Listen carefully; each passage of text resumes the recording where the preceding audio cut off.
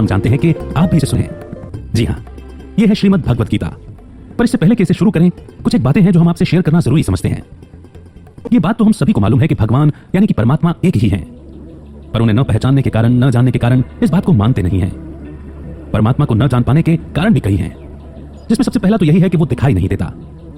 सोचिए, जब आत्मा को ही आंखों से नहीं देखा जा सकता तो परमात्मा को कैसे देख सकते हैं?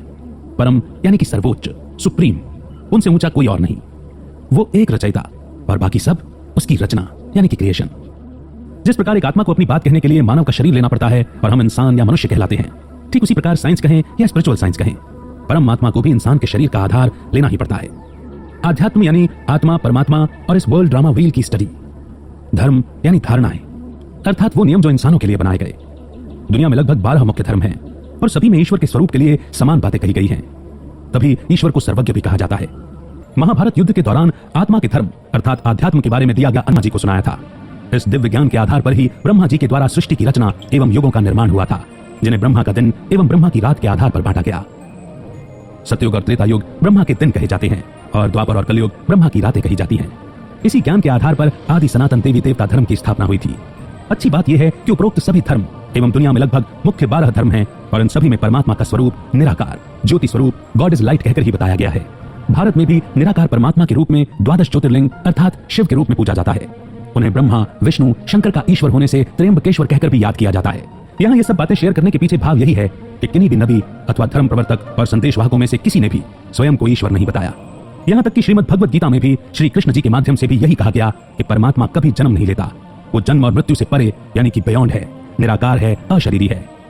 गीता के वचनों के अनुसार जो कोई भी परमात्मा को देहधारी मानता है वो परमात्मा को नहीं जानता। अर्जुन को भी उसके सत्य स्वरूप यानी आत्मभाव में टिककर प्रकाश स्वरूप परमात्मा का ध्यान करने का स्पष्ट निर्देश यानी कि क्लियर डायरेक्शन दिया गया है।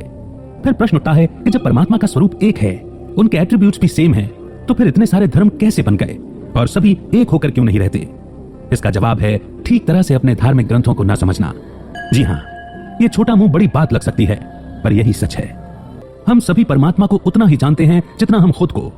हम देवात्माओं यानी देवी देवताओं को पहचानते हैं, धर्म आत्माओं को पहचानते हैं, संत आत्माओं को पहचानते हैं, महान आत्माओं और मनुष्य आत्माओं को पहचानते हैं, पर उस एक परमात्मा को नहीं पहचान पाए हैं।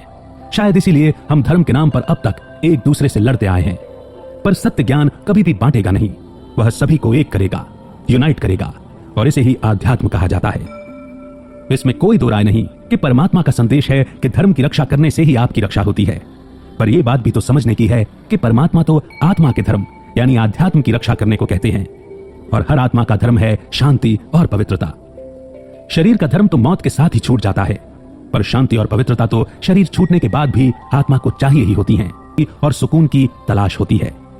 बहरहाल हम सभी जानते हैं कि श्रीमद् भगवद गीता पर अनेक विद्वानों ने अपनी तरह से टीका टिप्पणी की है, अपने अपने वर्जन्स भी निकाले हैं। हमारा यहां ऐसा कोई इरादा नहीं है। हम सभी ये भी जानते हैं कि इतिहास है और हर आत्मा का धर्म है शांति और पवित्रता। शरीर का धर्म तो मौत के साथ ही छूट जाता है, पर शांति और पवित्रता तो शरीर छूटने के बाद भी आत्मा को चाहिए ही होती हैं। और किसी भी धर्म में जन्मी आत्मा क्यों न हो, सभी को शांति और सुकून की तलाश होती है।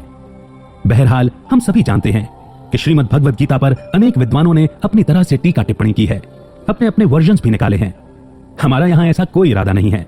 हम सभी ये भी जानते हैं कि इतिहास के पिछले दौर में भारतीय पुस्तकों, धर्म ग्रंथों को कई बार नष्ट भी किया गया है। ऐसे में संपूर्ण सत्य का सामने आ पाना भी संभव नहीं है, पर जितना भी सत्य हम इनमें से पाते हैं, हम उसके लिए इस सर्वशास्त्रमयी शिरोमणि कहलाने वाली गीता को और इसके स्वरूप को सुरक्षित रखने वालों को दिल से शुक्रिया अदा करते हैं। हमारा उद्देश्य गिगलर्स को बेस्ट आइडियाज और बेस्ट नॉलेज अवेलेबल कराना है। कहा जाता है संस्कृत भाषा के जनक आदि गुरु शंकराचार्य जी हैं, जिनका जन्म 17वीं शताब्दी का बताया जाता है। अतः हम समझते हैं कि अवश्य ही गीता का ज्ञान देवनागरी में बोला गया होगा, जिसे उस समय के लोग बोला और समझा करते थे। हमने भी इसी उद्देश्य से गीता के इस अनमोल ज्ञान को भाषा में बांधने का प्रयास नहीं किया है। हमने एक सरल भाषा शैली का चुनाव किया जिससे सभी हिंदी स्पीकिंग बेल्ट के गिगलर्स इसे आसानी से समझ सकें। हाँ, एक बात और, अगर हम सच में चाहते हैं कि गीता का ज्ञान हमें समझ में आए, तो हमें खुद को अर्जुन यानी ज्ञान का अर्जन करने वाली आत्मा समझकर इन चैप्टर्स को सुनना चाहिए। कुरुक्षेत्र यानी कर्म क्षेत्र, धर्म युद्ध हमारे अपने अंदर की अच्छाई और बुराई का युद्ध, योग यानी आत्मा की परमात्मा से मिलने की विधि। आपके लिए जो श्रीमद् भगवद गीता का वर्जन हम प्रस्तुत करने जा रहे हैं वह